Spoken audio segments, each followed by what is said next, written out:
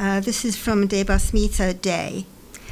Swamiji, I'm currently studying Buddhism from India, particularly the Prasangika Madhyamika school of Mahayana Tibetan Buddhism. Yes.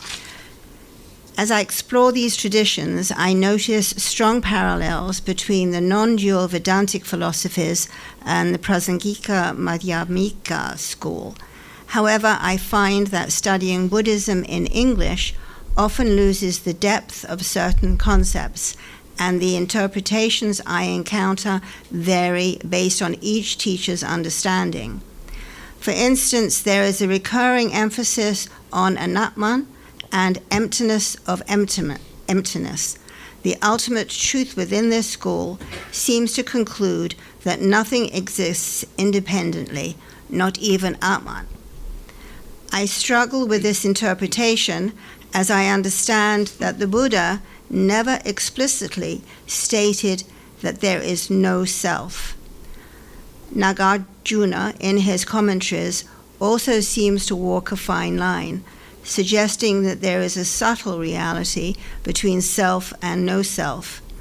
This leaves me with the questions: how can I better approach or reconcile this idea within myself? This is a subject I have a special interest in, and I entirely sympathize with the person who's written. This was one of the subjects I studied. I did a course with Professor J. Garfield, a leading authority on this subject in the world today, at the Harvard Divinity School a few years ago.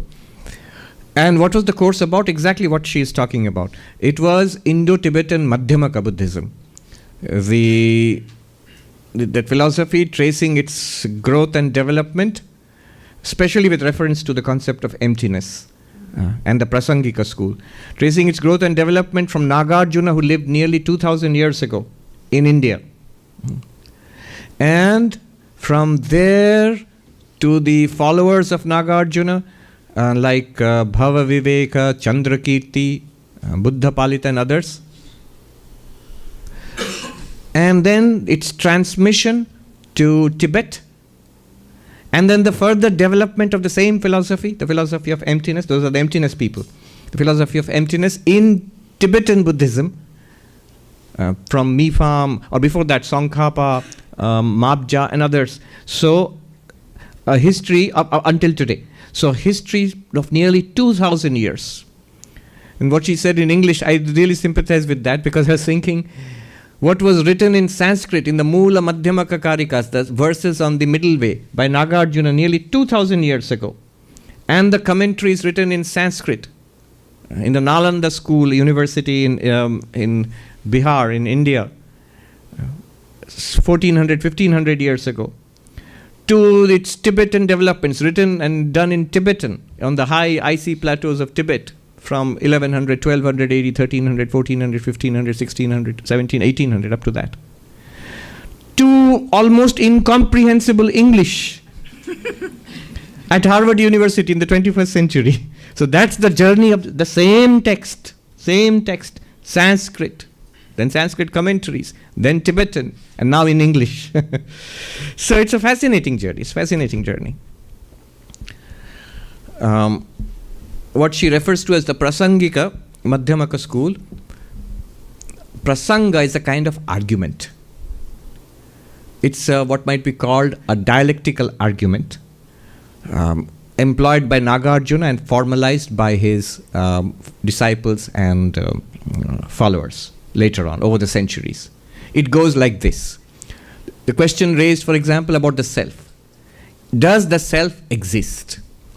And Nagarjuna's answer to that is no. Does it exist? No. Oh, so it does not exist. Not that either. It's not that it does not exist. Oh, so it exists and does not exist. No, not that either. So it neither exists nor does not exist. No, not that either.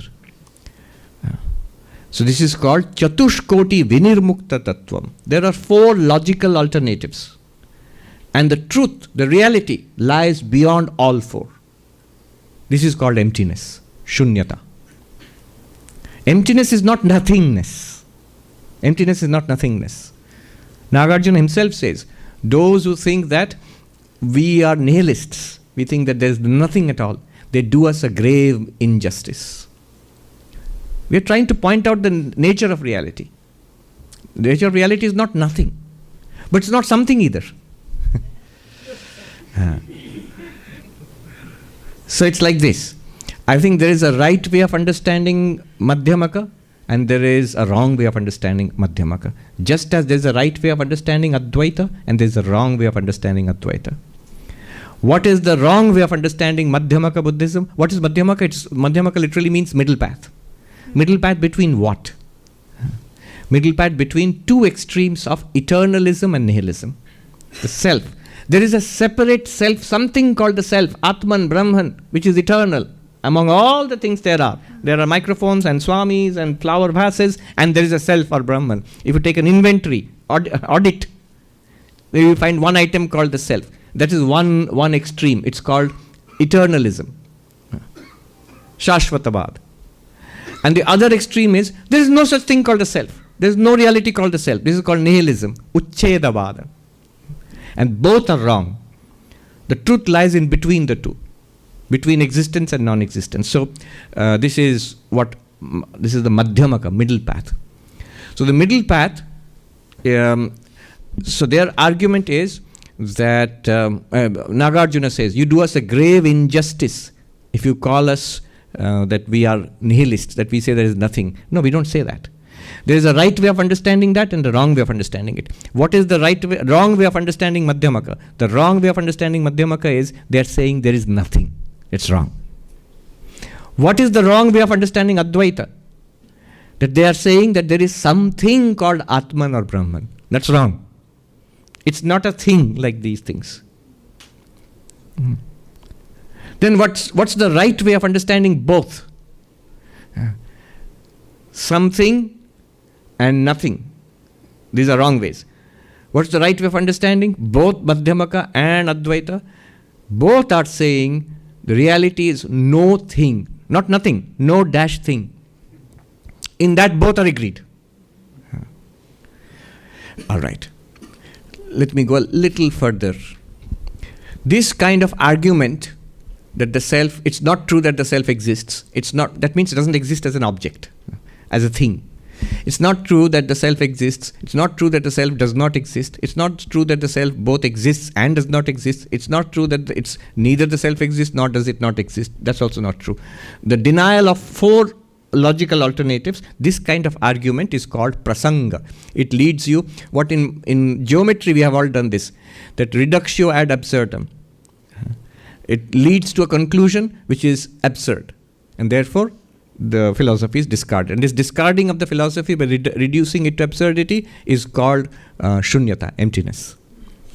Nagarjuna says, shunyata sarvadrishtinam. All philosophies are empty. Empty, empty, all is empty. All philosophies are empty. All philosophical constructs are empty. They do not refer to any reality at all. Somebody said to him, well, then your philosophy is also empty. Your philosophy of emptiness is also empty. He said, if I have a philosophical view, it would be empty. But since I do not, I do not have that fault. If I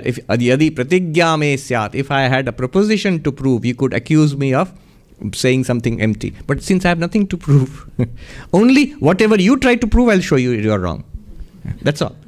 This is called the Prasangika school of Madhyamaka Buddhism. And this is the central mainstream philosophy of Tibetan Buddhism today. The existing schools of Tibetan Buddhism, the Gelugpa, to which the Dalai Lama, His Holiness, belongs, is the head of the Gelugpa, and then the Sakyapa, the Nyingmapa, the Kagyupa, the Kagyu, Nyingma, Sakya and Gelug schools, four major schools of Tibetan Buddhism today. All of them hold Prasangika Madhyamaka to be their official philosophy. The traditional, that is their view of Buddhism. I would recommend a book to this person and anybody else who's interested by a very revered, well-known Lama who passed away recently. The book is called Progressive Stages of Meditation on Emptiness. I had the same kind of confusions and questions which the writer has, and even after completing the course. See, this is the question. By this process, are you saying that Madhyamaka Buddhism and Advaita Vedanta are both pointing to the same reality, the no thing? Are you saying that? I am saying it. But my professor did not agree. My professor said, look, what is Madhyamaka saying? My professor said, look, if by listening to, if you're studying Madhyamaka, this Prasangika Madhyamaka, you get the feeling that you're falling into a bottomless well, then you have got it right. If you hit the bottom, then you're wrong. That's not a Madhyamaka. He's right. He's right. Because if you hit the bottom, you're hitting some construct. And that also has to be deconstructed by the Prasangika. But what he's leaving out is that there is reality. And in this process, the reality is grasped. Only thing is you should not state it as a philosophical position. That's what they're careful about. And there Advaita agrees. So there are these slightly differing views, I would say. One is that, does it point to no thing? I would say yes. Is it like falling into a bottomless well? I would say that also can be reconciled methodologically with this. So here is a book which will explain all this. Progressive Stages of Meditation on Emptiness. Very slim volume. The Cliff Notes version of it is, the concept of emptiness, the teaching of, I will say not say the concept, the teaching of emptiness has been given at 5 levels. Has been given at 5 levels. First, the Theravada level, which shows that this everything is changing. There's no permanent underlying reality. So that's the Theravada Buddhist level. Step 1. That's also shunyata. Everything is continuously changing. See this fist. What's the nature of the fist? There is no such thing as fist because there are 5 fingers. Just arrangement of that is, so the entity called the fist is actually empty. And then the fingers themselves also you can analyze like that. Then the next level of analysis is the mind-only school, which says the emptiness of the other, the entire world is an appearance in consciousness. That's the mind-only school. But the consciousness also is a stream of momentary flashes. That's the difference between Advaita and the mind-only school. That's the second level. Then the third and fourth levels of emptiness are what are known as the Swatantrika Madhyamaka school and the Prasangika Madhyamaka school. Among the Madhyamakas also there's a division. Swatantrika, which means those who give independent arguments to prove emptiness. And Prasangika, Prasangika is the method which Dalai Lama and all his followers they follow. That is, don't give independent arguments. Whatever argument somebody else gives, show that it's wrong. That's all. Reduce it to absurdity. That's the Prasangika school. And that's the mainstream. And in fact, there are no Swatantrika schools. This is an interesting footnote to it. You will think that there are 2 schools now in the Madhyamaka. One is Swatantrika, one Prasangika. I had to write a paper on this, so forgive me for So the interesting thing is there is nobody who is actually a follower who will say I am a follower of Swatantrika Madhyamaka. It's actually a pejorative term, a term of insult. So when the Prasangika Madhyamakas want to show that other person is at fault, they will say you are a Swatantrika Madhyamaka. So there's no real Swatantrika, nobody claiming to be a Swatantrika Madhyamaka. Anyway, there are 4. Now the third one is the Swatantrika Madhyamaka position on emptiness. Fourth one is the Prasangika Madhyamaka position on emptiness, which is the main one. If you meet any Tibetan Lama, they will hold that one. And they will explain it to you as that. But there is a 5th one. 5th one is, there was a school called the Jonang school, which has disappeared. Texts are still available. There's a school of Tibetan Buddhism called the Jonang school, which has disappeared, which is suppressed. And their view of emptiness is, wait for it, limitless consciousness. So there, even the Prasangika Madhyamaka, I think it's a good corrective. If you read Prasangika Madhyamaka with Advaita Vedanta, it's a good corrective. It cleans up conceptual debris and leaves you with the truth itself. It's a good corrective to objectifying Brahman. So I'll leave it at that.